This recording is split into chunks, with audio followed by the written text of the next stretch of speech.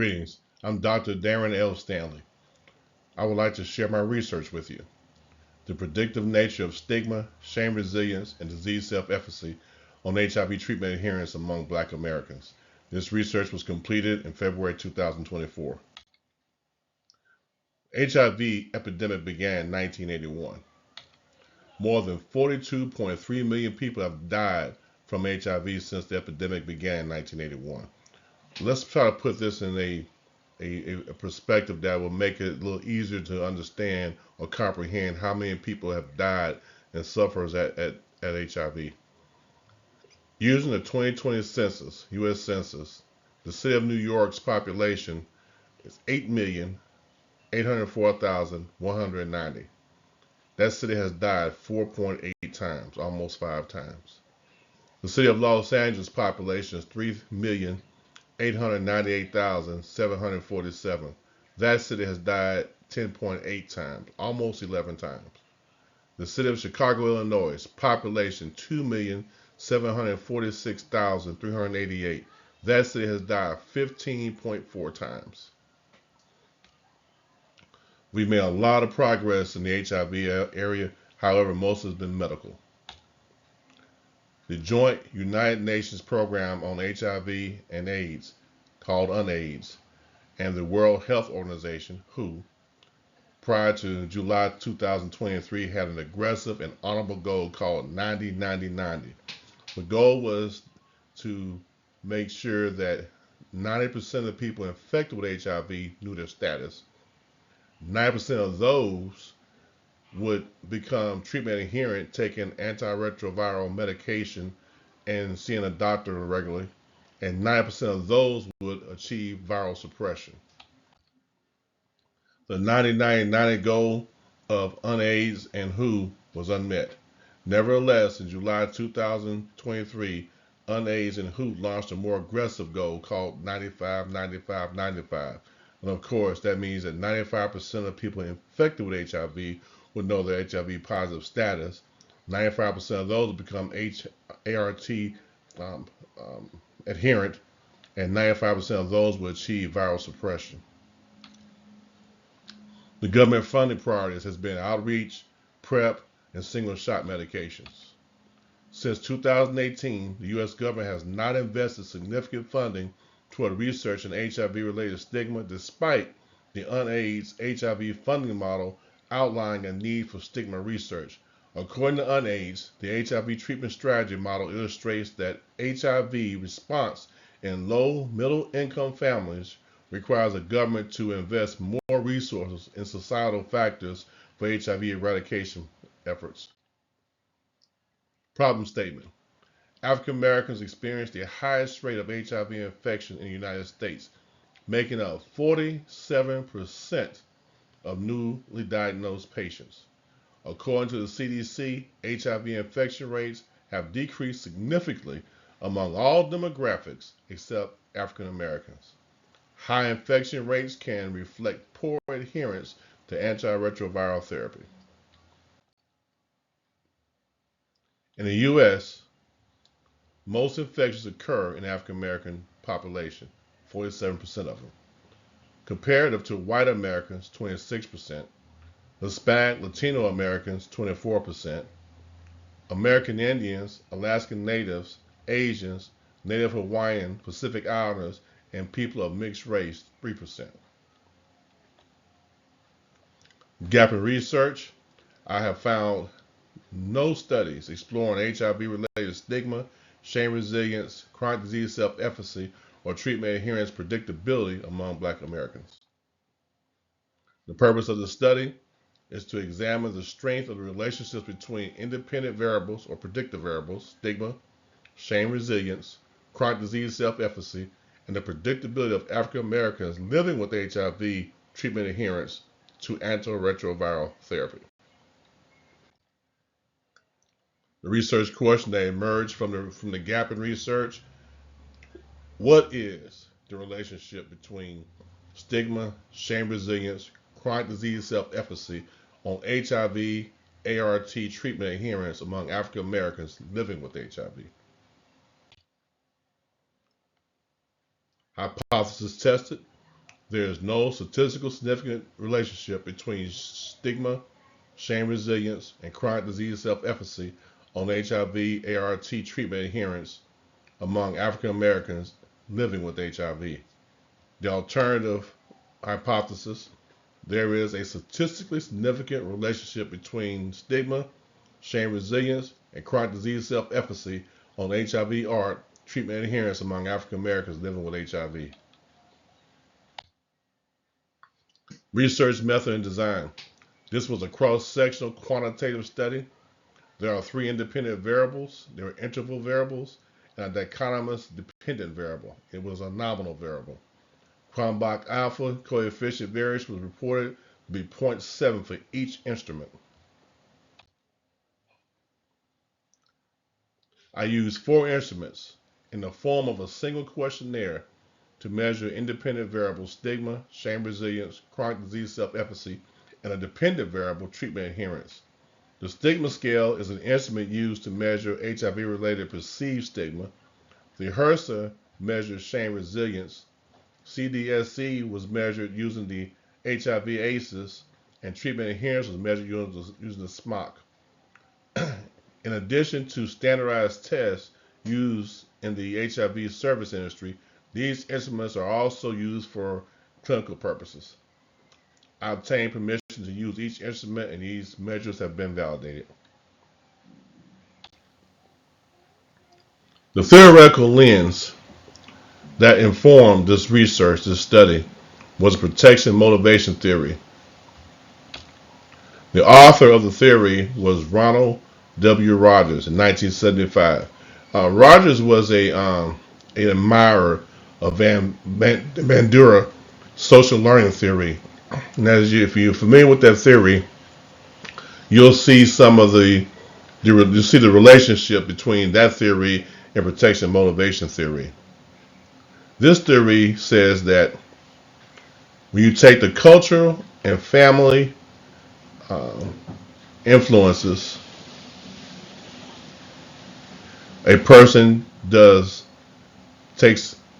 a assessment, a threat appraisal assessment, and that pathway will include extrinsic rewards and intrinsic rewards, and then that will have them assess the severity and vulnerability based on these rewards. Then they go into a coping appraisal pathway. The question becomes in that person's mind: self-efficacy and response efficacy. Can I cope with the potential outcomes or severity or vulnerability of the rewards, or, for lack of better terms, less than rewarded outcome? And then what would that response cost me?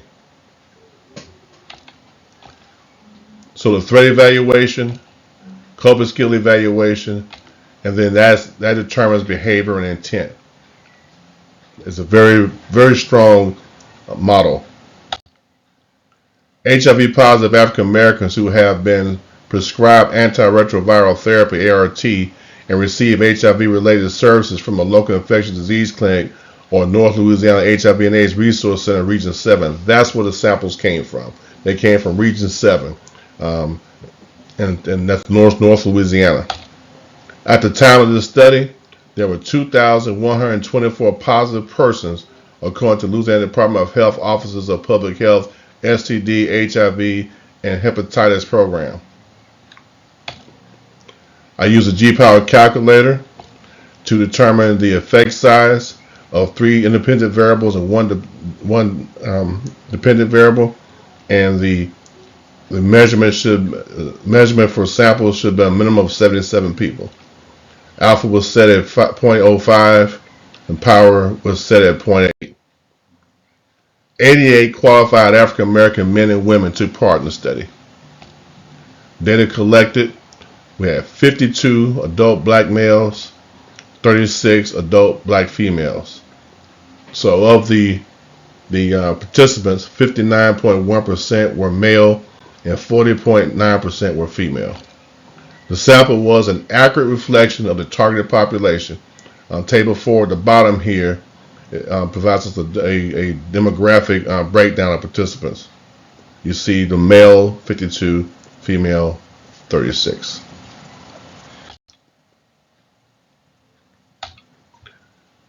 Here are some samples of the survey questions. All of them are Likert scale items.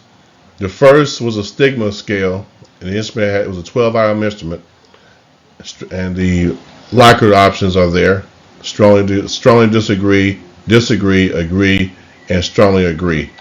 A sample question was personalized stigma. People I care about stopped calling me after learning I had HIV. Disclosure concern. Sample question. I work hard to keep my HIV a secret. Concerns about public attitudes. Sample question. Most people believe a person who has HIV is dirty. Negative self-image question. I feel guilty because I have HIV. Shame resilience was a 13-item instrument, and the options were 0, not at all, 1, a little bit, 2, somewhat, 3, quite a bit, and 4, very much. Sample questions. It is hard to tell people about my infection. Another sample question. I hide infection from others. Chronic disease self-efficacy was a 10-item instrument, and the range was broad. The options were 1 through 10. 1, not, I cannot do it at all. And then the range spread to 10, I am certain I can do it. Sample question. Stick to your treatment plan even when effects begin to interfere with daily activities. Stick to your treatment schedule even when your daily routine is disrupted. Continue your treatment even when people close to you tell you that they don't think that it's doing any good. Outcome variable. The medication treatment adherence were simple yes or no questions. One sample is, do you ever forget to take your medication? Yes or no. Are you careless at times about taking your medicine? Yes or no. Results and data collection method. The questionnaire was administered in multiple methods, and the participants were advised of their right to not participate or stop at any time. The questionnaire was fashioned using SurveyMonkey. Participants were offered the option of take the survey on their own device. They can take it at home or take it at the service center. They can use smartphones, tablets, and personal PCs. The participants could use the agency privacy office to have privacy, and the agency devices that were available to them, PCs and tablets. A hard copy was provided also for some of the seniors who weren't interested in using technology devices to take the survey. Non-English speaking participants were given translator assistance. Let me remind us of our research question. What is the relationship between stigma, shame resilience, chronic disease self-efficacy on HIV, ART, treatment adherence among African Americans living with HIV? The data collection and data analysis was consistent throughout the entire gathering process. I used convenient and purposive sampling for population-specific recruitment. Participants were available during the testing period. That's why I used convenient sampling. Purposeful sampling to select participants with HIV-related characteristics that were of the population of interest. That gave me an opportunity to select the Black Americans, male and female. There were 6 assumptions related to the logistical regression that was used to analyze the data. All the assumptions were met except for one, and we'll get to that. Binary outcome was one assumption. It passed. Observations are independent and not paired. That passed. Predictive variables stigma, shame resilience, and chronic disease self-efficacy were linearly related to the log odds. That passed. The logistic regression model assumes that the sample size of the data set is large enough to allow valid conclusions to be drawn from the model. That passed. No extreme outliers. That passed, but there is an issue, and we'll address that. The assumption that the predictive variables are not highly correlated was violated. Pearson's non-parametric correlation analysis tested multicolority between the explanatory variables stigma and shame resilience. That failed, and it failed big. No extreme outliers assumption. I had two scores that were a negative 3.89. SPS, which was the data processing software used to analyze the data to compute z-scores for detecting outliers, suggested that the z-scores greater than 3 to 3.5 are typically considered outliers. I had two scores at 3.89. If you subtract that from 3.5, those two responses were 0.39 outside of the typical range of identifying an outlier. Data set stigma, no response bias was detected and no outliers. Data set shame, no response bias was detected and no outliers. Data set chronic disease self-efficacy response bias was detected and two outliers were negative 3.89, meaning that the chronic disease self-efficacy for two responders was outside the range of normal, below the mean of the other respondents in the data set. You'll see that on table 2, and you can see that the details on page 98 of the dissertation. According to Cambia, outliers whose effect is not dramatic can be reserved in the regression model. There were two standardized residuals with a value of negative 3.89 standard deviations, which was kept in analysis because they're not dramatic when you consider the mean of the other scores. And here's table 2, so you can see what I was speaking of.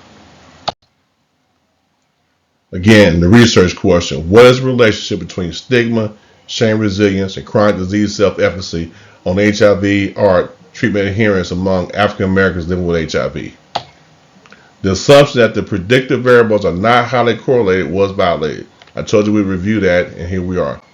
Pearson's non-parametric correlation analysis tested multicorrelation between the explanatory variables stigma and shame resilience. It failed. Pearson's correlation indicated a robust and positive correlation between stigma and shame resilience, and that value was 0.734. The output is displayed in table 1 on the following slide. The correlation coefficient is very strong. Very strong. If you can reflect back to some of the stigma questions and the shame resilience questions, you can see how they had some similarities there. So it makes sense that they were highly correlated. And here you can see shame resilience, shame, and stigma were highly correlated. And this is regression model 1. What are the problems associated with multicollinearity? Why is that important? Why is that a concern? We have high correlation between variables. It undermines the statistical significance of the independent variables, the predictive variables. It affects the coefficients and the p-values, but not all is lost in this particular study. You know why? Multicollinearity does not affect the prediction, the precision of the prediction, nor the goodness of fit of the statistics. The RQ, the research question, is about predictability. I address the concern anyway. I'm sure the scientists out there, when they see or hear the term multicollinearity, they get kind of concerned, and that's as we should. So I did 3 regressions to address the multicollinearity issue. Regression 1 was all 3 variables: stigma, shame resilience, chronic disease self-efficacy. Regression 2, I removed shame resilience and only measured stigma and chronic disease self-efficacy. And regression 3, I removed stigma and only measured shame resilience and chronic disease self-efficacy. Regression 1. The research question for this study examined to what extent the variables stigma, shame resilience, and chronic disease self-efficacy predicted whether Black Americans living with HIV would fail to adhere to HIV medication treatment. In the first regression, predictors of HIV positive Black Americans failing to adhere to HIV antiretroviral therapy treatment adherence was stigma, shame resilience, and chronic disease self-efficacy. So I got all three predictive variables in the first regression. More specifically, holding all independent variables constant for 1 unit increase in standard deviation, 6.43, in participants' perceived stigma experience, the odds of treatment adherence failure to ART are increased by approximately 1.2%. Holding all other independent variables constant, for 1 unit increase in standard deviation, 12.55, in shame resilience, the odds of treatment adherence failure to ART decrease by approximately a negative 6.70%. Holding all other independent variables constant, for 1 unit increase standard deviation, 1.92, in chronic disease self-efficacy, the odds of treatment adherence failure to ART increased by approximately 166.2%. That is strong. Stigma is not significantly significant. The p-value was 0.860. However, shame is approaching significance, p-value of 0.090, and chronic disease self-efficacy is statistically significant, a p-value of 0.18. And I displayed that in the next table, table 6. Regression 1.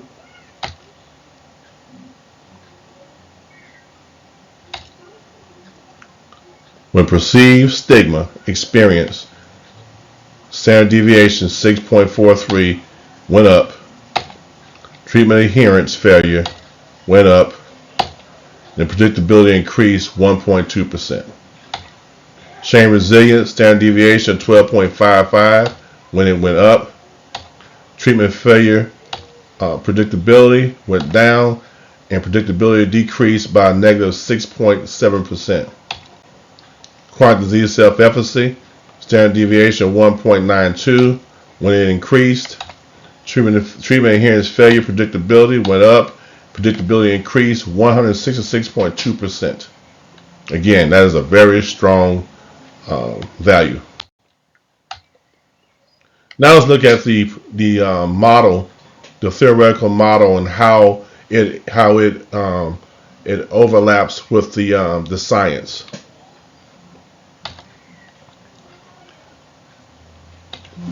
If you noticed that when we plug in the determinants into the model, perceived stigma experience, shame resilience, and chronic disease self-efficacy, and the threat appraisal pathways are assessed, and we can measure or predict, the treatment adherence outcome.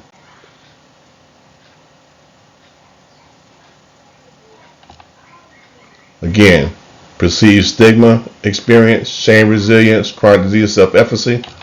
When it moved up, treatment adherence failure predictability was able, we can measure it, 1.2%, negative 6.7%, 166.2%.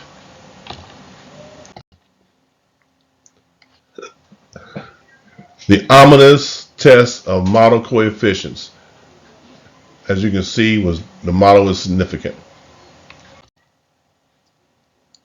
The correct classification prediction model is very strong, that it predicted the correct outcome 73.9% of the time.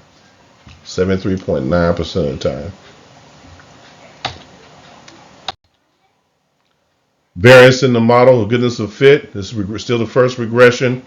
The Nagelkarki R square 0.318, and the Hosmer and Lehman test 0.847. The independent variables explain 32% of the variance in the dependent variable in the model. And the Hosmer and Lehman goodness of fit was 0.847, indicating that the model is a good fit because the p-value was greater than 0.05. Let's reflect on the hypothesis. There is no statistically significant relationship between stigma, shame resilience, and chronic disease self-efficacy on HIV ART treatment adherence among Black Americans living with HIV. The alternative, there is a statistically significant relationship between stigma, shame resilience, and chronic disease self-efficacy on HIV treatment adherence among Black Americans living with HIV. Overall, the model is significant. With 3 degrees of freedom, a sample size of 88 participants, and a chi-square value of 20.98. This display was in table 7. We'll look at that again. The ominous test of model coefficients displayed on the next slide. You'll see it. The null hypothesis is rejected, and the alternative is accepted. There is a significant difference, and that is a relationship between the independent variables, the predictive variables. Again, there it is again. You see right here, it's circled in red. Now let's look at, I didn't want to run the regression. I didn't want to show you all the data from the other 2 regressions. We'd be here all night for that. So what I decided to do is put up a side-by-side view, and I'll let you look at it, and I'll do a little bit of narration as we go through it. Regression model 1, stigma 6.43, 12.46 for shame resilience, and chronic disease self-efficacy 1.2. We already saw that in the other slides. Now regression number 2, where we have chronic disease self-efficacy and stigma, notice that you got a 1.92 here, and so you here, and you have a 6.43 here. No change. Regression number 3, chronic disease self-efficacy and shame. No stigma. 1.92 and 12.46. No change.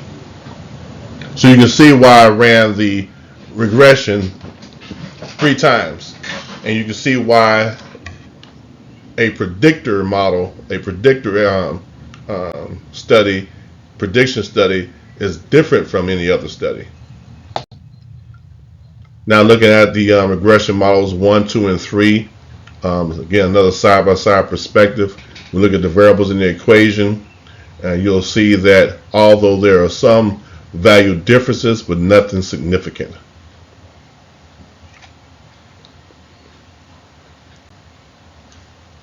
Nothing so different that the model would be adversely impacted.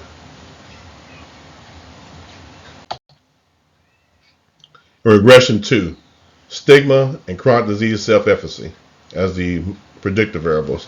The independent variables explain 27.4% of the variance in the dependent variable in the model, indicated by a Nagelkarki pseudo R-square. Hausmeyer and Lehman show goodness of fit was 0.213, indicating that the model is a good fit because the p-value is greater than 0.05.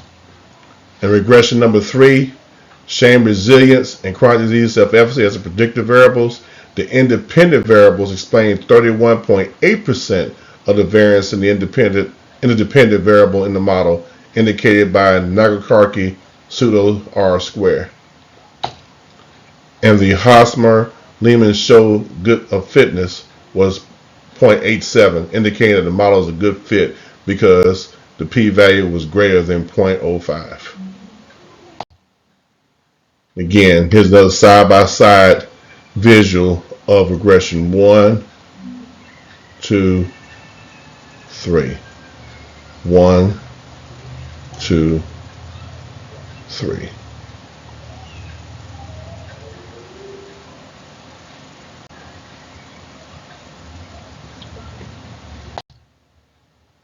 Classification table, very strong values. In regression number 1, the correct outcome was predicted 73.9% of the time. Regression number 2, The correct outcome was predicted 75% of the time. Regression number 3. The proper outcome prediction came out correct 75% of the time. How do these findings relate to the literature? These findings struck some more curiosity and gave me some ideas, or may even give some of you some ideas of different social determinants that we can combine together to further this research. While the study did not necessarily confirm or disconfirm the discipline, it does contribute to extending the knowledge by striking the curiosity of combining social determinants and investigating the predictability of the behavior. Chronic disease self-efficacy and education levels. We had the two outliers, negative 3.89, and those two outliers, I don't know for sure, but I suspect they were maybe due to the educational level of those responding. Maybe they didn't fully understand the questions, and that maybe we should go back and take these instruments and make the language more modern, more today. There are many cultural implications too. Although only the Black Americans were a part of this study, when you look at the data, there were some interesting responses from non-Black Americans. Stigma and geographical locations. Protection motivation theory and threat appraisal pathways may be underapplied to the study of minority groups. Maybe we should rethink the way that we study and approach minority groups. Instead of always asking the question, why, maybe we should change our approach to, will it happen? And if we can identify participants in studies that may behave, have a dysfunctional behavior or a unhealthy response to a social determinant, maybe we can tailor our approach and our care and our treatment plans toward that individual. Crawford, Panowski, and Reef asked the question, why are the highest infection rates in the Deep South states of Georgia, Florida, Louisiana, Mississippi, Texas, South Carolina, North Carolina, Alabama, and Tennessee? That was an interesting question. Perhaps, again, I do not know this to be a fact. Maybe it's a cultural issue. This study approach indicates that predictability approach to social phenomena may be as valuable as the traditional approach of inquiring why social phenomena is happening. Predicting treatment outcomes, specifically the likelihood of occurrence of treatment failure, will enable HIV case managers, nurse practitioners, doctors, and other medical or human and social service professionals to design treatment regimens for individuals who have recently been diagnosed with HIV and respond more promptly to individual service needs who may not comply with their treatment. How do these findings relate to the theoretical framework? The protection motivation theory was a sound lens to analyze a participant's response to the survey questions, which quantitatively tantalized some persons related to the participants' HIV social experience. Hence, I had on-site counselors available to participants. When their emotions were stimulated, you could see it in a lot of them's faces. They were made aware that there were counselors on site to help them through that trying and difficult time. We saw that when threat appraisal pathways were excited quantitatively, the respondents' coping appraisals became quantitatively measurable, thus having a qualitative value in the research.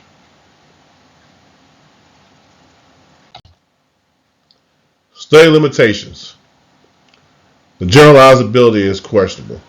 Why? Because the experiment was conducted in a central location on certain days, and it was not applied to any other demographic, just Black Americans. Good use purposes and convenient sampling aiming at Black Americans. I do not know if the same study will provide meaningful data for non-Black American groups. I am particularly curious about the possible research outcomes that this model may provide concerning Hispanics and Latino communities. Although I combine convenience and purpose sampling, my research internal validity is sound because the methodology is sound. However, due to the sample dual character as a convenience and purpose sampling, the external validity would be constrained by the limitations imposed by the convenience and purpose sampling techniques. Conducting an experiment at the service center and nowhere else, and taking people as they came in. While that might be a limitation in itself in terms of generalizability, it's also important that we understand that that process was definitely effective because it allowed us to target that particular demographic that's most troublesome right now. Language and reading comprehension skills complicated the study somewhat by respondents. Perhaps we need to make the language more modern. Maybe we can use AI or some other type of technology to help read the questions to people. But we need to look at how we make these surveys more comprehensive to those who are participating in the studies. Recommendations for future research. One is real simple: collect more data, have a larger sample size, and expand the study across Louisiana, and perhaps extend the study to Georgia, Florida, Mississippi, Texas, South Carolina, North Carolina, Alabama, and Tennessee. Incentivize the study. This study was 100% volunteer. No additional incentives were offered, and it took about 40 days to get a large enough sample size. If this thing was incentivized, we may have had 3 or 4, maybe 5 times the sample size. Stigma and shame resilience, multiculinary concern. Consider using a different stigma instrument than what I use. Perhaps, because there are quite a few instruments out there, perhaps there's another instrument that won't be as highly correlated to the shame resilience instrument. Explore the male-female phenomenon. Females have a noticeably better response to antiretroviral therapy than the men did. That was very interesting. Expand the participant pool to include non-Black Americans. Although we had some non-Black Americans participate, they weren't included in the study observations. While there are some formal limitations to combining convenience and purpose sampling, these same limitations may be strengths. We can conduct more quantitative studies concerning HIV responses to ART treatment faster, more efficient, more broadly in terms of geographic and cultural locations. The potential implications for positive social change are simple in statement, yet significant in implication. This study provides information to the Louisiana CDC, North Louisiana's local and state infectious disease, and Louisiana's HIV and AIDS resource centers across the state, a resource to predict the likelihood of people living with HIV treatment adherence failure. That is significant, and it speaks to the HIV epidemic eradication. Important future steps. I desire to find a methodologist to help engineer an instrument similar to the one used herein to predict the behavior of newly diagnosed persons. Our participants were people already receiving HIV treatment care. I would like to have the instrument reverse engineered where we can apply it to or administer it to newly diagnosed people, and possibly even people who've fallen out of care. And I don't know if I like to fall out of care. Stop attending services. Apply it to them as well to look at the predictability. Why? To develop specific treatment plans and care approaches to ensure that the newly diagnosed person remains in care and to receive a specific care they need that may be particular to that person rather than a cookie cutter approach to their needs. Stakeholder communication. I collected primary data from the Philadelphia Center, my employer. My next step is to present the research to every and any entity that has joined the fight for eradicating HIV. The intent is to gain support and continue this line of research at other HIV-related agencies. The Support Services Supervisor, Brandy Bowman, and Louisiana Department of Health Office in Public Health, STD, HIV, and Hepatitis Program plan to support my efforts to present this data to other stakeholders. I will eventually present this data to the Philadelphia Center Board of Directors and the local infectious disease staff. Now that I have converted this presentation from a PowerPoint into a narrated movie, I will provide this info movie to community leaders and stakeholders that I have not been able to contact directly. UNAIDS and WHO have not reached their aggressive and honorable 90-90-90 goal. 90% of HIV persons will be aware of their HIV status. 90% of those positive people will become HIV adherent, and 90% of those will achieve viral suppression. But it's up to people like me and you and other stakeholders to help them achieve that goal through our contributions. The approach used in this study was to seek the predictability of HIV positive persons adhering to ART, rather than addressing the causality of treatment failure. This approach could be the key to fully eradicating HIV infection spreading. And we have references.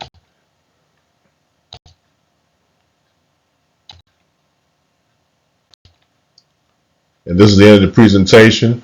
And if you have any questions or any discussion statements, let's prepare to receive them now.